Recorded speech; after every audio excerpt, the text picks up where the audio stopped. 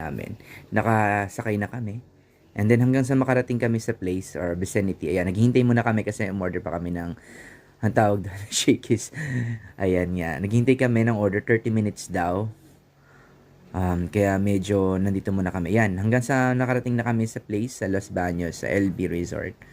Ayan, and just to tour you guys, ito po yung lugar. Pasok tayo.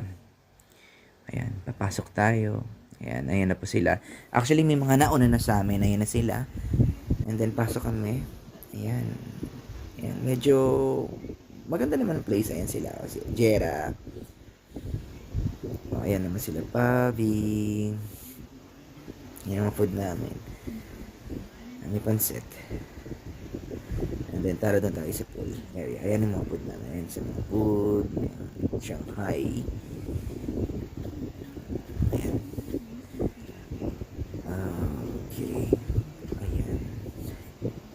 Ayan yung nasasakyan kami na nagkagaya. Kinuha lang namin yung mga pagkain hanggang sa naka-ready na kami para sa aming big events sa tour. Hindi ko maintindihan kung paano napunta dito yan. Actually, hindi yata napagsalusunod. So, after nito, doon tayo sa area ng boys room. Ayan. Dito na tayo sa resort. And then, of course, nagbibilyard si Wency. Mukhang first team building niya kasi. Ayan. Ikutin natin. Diba? Nakaka-enjoy naman. Ito yung area o yung place sa mga nagtatanong. Maganda siya. In fairness, aircon, and then may wifi. May video okay din, pero until 10 PM lang talaga sila. Ayan, naglalaro muna sila habang nagluluto ilan. Ayan yung nasa kitchen, si Gladys, and then si Rose, and then of course yung area